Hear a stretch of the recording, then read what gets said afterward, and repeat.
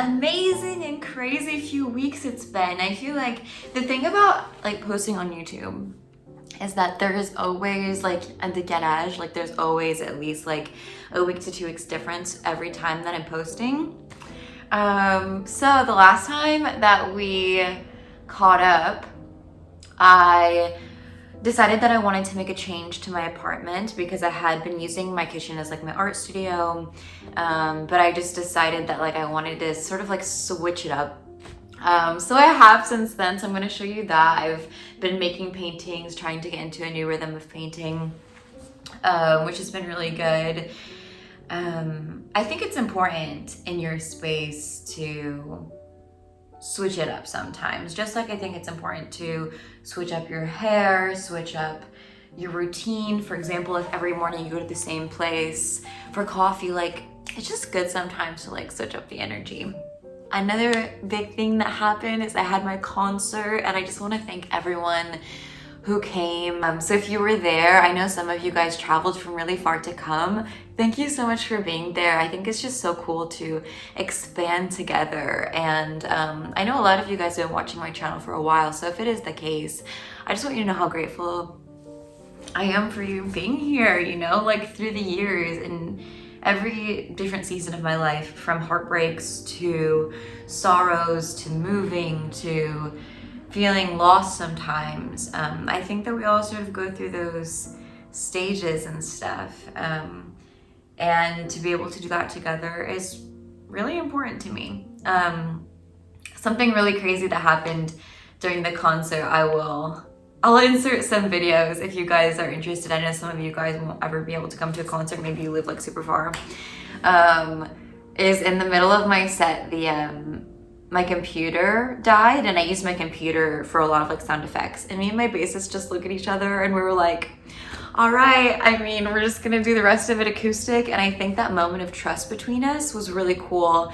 And it just made me enjoy more like the present moment and just going with the flow.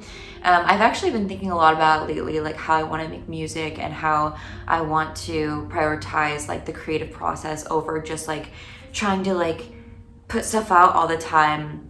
And also like what's important to me as an artist. And I think what is super important to me in like everything I do is experimentation and allowing myself like to make things that I think are cool instead of like following a trend, and giving myself the grace and the time to learn. I think as creatives, we oftentimes are just on this grind of like produce, when in reality, like I'm having so much fun every night just like turning on my synth and my new drum machine that I got, well, new to me, my drum machine, and just playing around. And I think like giving myself that grace is a really big thing of self-love. So I would encourage that for you guys as well. I'm going to talk more about that today as I show you guys my little painting setup that I made. But first, I want to thank our sponsor for today's video, BetterHelp. It's a very fitting sponsor, I think, because we're talking a lot about like mental health in this video and doing what's right for you instead of what is right for everyone else. If you guys don't know, BetterHelp is an online therapy resource. And what I love about it, and a lot of you guys love about it as well, is you can do it from anywhere in the world, from the comfort of your own home. For example, I'll be going on tour this summer, and I really like the idea that while I'm away, I will have access to speaking to somebody if ever I do have a moment of like sadness or just needing to connect. So how it works is you take a short questionnaire and they will match you with a licensed professional that is perfect for you. It's a lot more affordable than traditional therapy, and they also offer financial aid. Just like in traditional therapy, all of the therapists on there are fully licensed and really good at what they do with a wide range of expertise.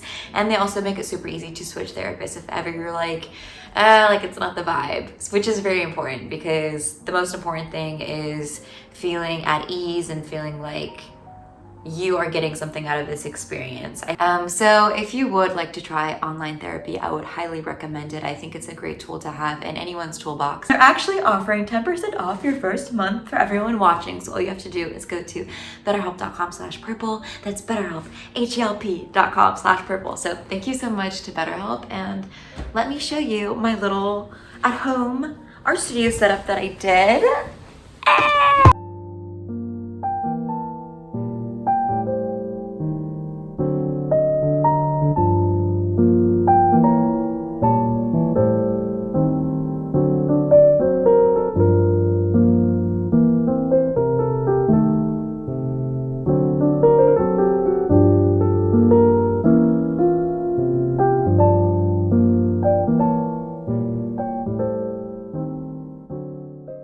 This is one of my favorite books of all time. It's The Way I See It by David Hockney. And he talks about, in the book a lot, just about creativity and how we often think of like realism as being better than sort of this dreamy, abstract way of painting. I think you can't have art without play. I think you can't have too much human activity of any kind without a sense of playfulness. I believe that without a sense of play, there isn't much curiosity either. Even a scientist has a sense of play. And that allows for surprises, the unexpected, and discoveries. So this is it. This is my little setup that I've been able to do over the last few days. So what I did is I just did very simply, like I had this old white drape and I cut it up and I put it on the floor.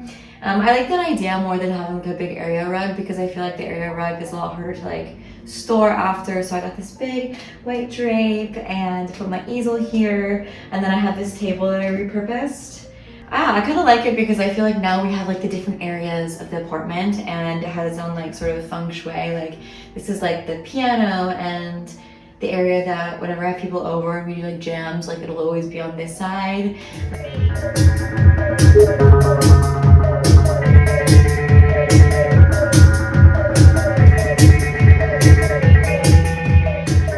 There's life being lived. Do you know what I mean? Like I feel like before it was very much like, I don't know, like I didn't feel as good in my apartment because it felt very much like separated. Now I feel like there's like a nice sort of flow.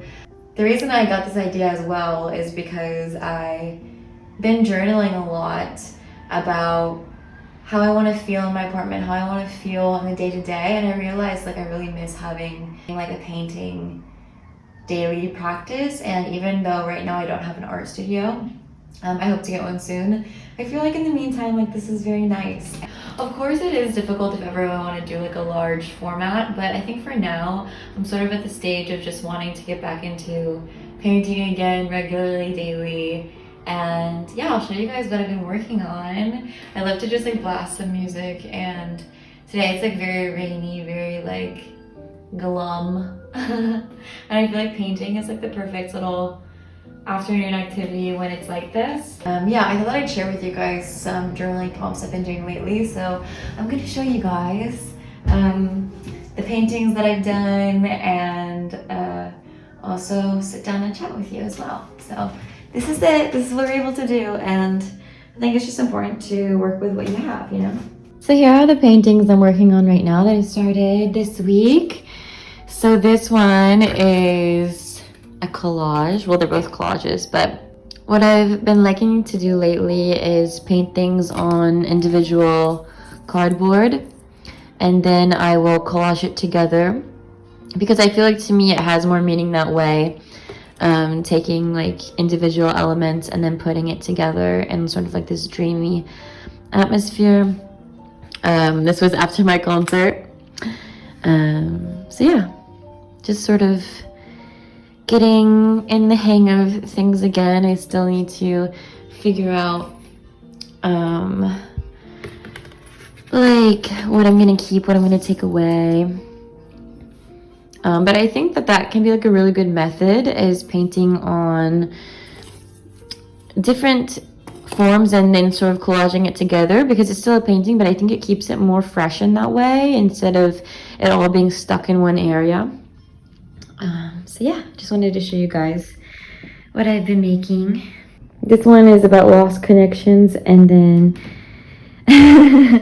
this one is because I live in Chinatown and I went out one day and these were just some things that I saw. When I look at the to-do list for this week, I'm like, oh my god, especially because I think I'm getting sick. Like, I need to file my taxes. I need to record a podcast.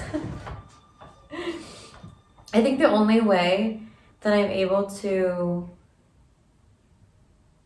like stay sane is in the beginning of every week. I make this like weekly, like the important things that need to be done this week, and also just like how I feel and like a review of last week. And it's been very helpful to me. Yeah, I thought that I would share with you guys some of the questions that I ask myself every week in my weekly sort of check-in, because I swear to you, when I'm done, I feel so good. Like, I had the best day yesterday, filling these questions out. And if you're not in the mood to like fill them out writing down, you can record yourself in like a voice note, and I find that a lot easier. And then I'll write down like the key things that I said in my voice note, because I don't know, sometimes writing can be very tiring. I like really think it's important, and I work on being happy. Like, I make it like a top priority, like above everything else. For example, I know that if I can get myself to be in a good mood, it's going to affect every other aspect of my life. Do you know what I'm saying? Like, if I can get myself to feel like excited and like a good energy and creative and funky and fun, then that is going to touch the people around me, that's going to touch my projects. And I think that we always focus on like the external things dictating how we feel, but I think it's like the opposite. But it's work in a sense, because you do have to like show up and be consistent with journaling or saying positive things about yourself. But like anything, after a while it becomes a habit, you know? Like, I think the first time that you rode a bike, it was probably difficult, but like every time you do it, it becomes easier and you gain confidence. And I think it's the same thing for me. So yeah, I thought that I would just share with you guys some of the weekly prompts that I do and the check-ins that I do. So on the first page I write, how do you feel this week? And then I wrote, I feel like $1 bajillion, which wasn't actually true. Like, I didn't feel like $1 bajillion, but when I wrote it afterwards, I was like, wow, I'm starting to feel like $1 bajillion, because like life is so silly and I'm so silly. So yeah, the first question I asked myself is, did you finish the main goals on your last weekly check-in? And I think the reason this question is so important is because oftentimes I think that we feel like we failed in a sense because we put too many things on our to-do list. And I think asking yourself that helps you realize, like, what was I realistically able to accomplish? Like, what did I prioritize? For example, I wrote like file your taxes, and I didn't do it because I knew I had like one more week to do it. So yeah, just like an example. Then I asked myself, what is working and what is not? For example, something I find is making me feel really happy is working out, even though like it's always hard to motivate yourself, but I always feel so good afterwards. And what is not working for me is at night, if I'm scrolling, I always feel like shit in the morning. So what is bringing you joy right now, guys? What is bringing you joy right now in your life? And what feels stale? I think honestly, what feels stale to me is dating. Like, I'm just kind of over it. Like, I always do this where I'm like, I will like actively try, like I'll actively try and like date people, but then after a while I get sick of it and I'm like, I don't even want this. You know what I mean? Like I don't even have time for this. You know what I'm saying? So that feels stale. Like, I'm definitely over it. And what feels like joyful is experimenting. Like, I've been experimenting every day with music production, and that's been really good.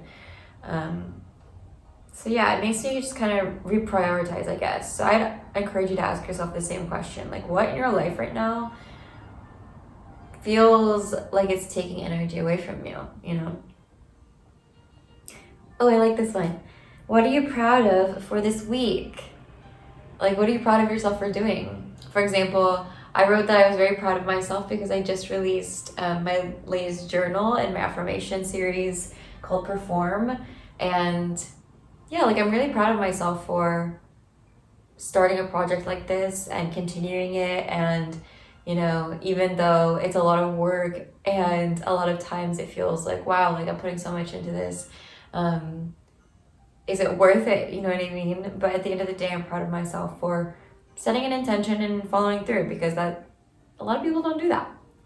So even if it's a small thing, whatever it is that you've done, just be proud of yourself, you know? Next question I really like is, how can I be kinder to myself?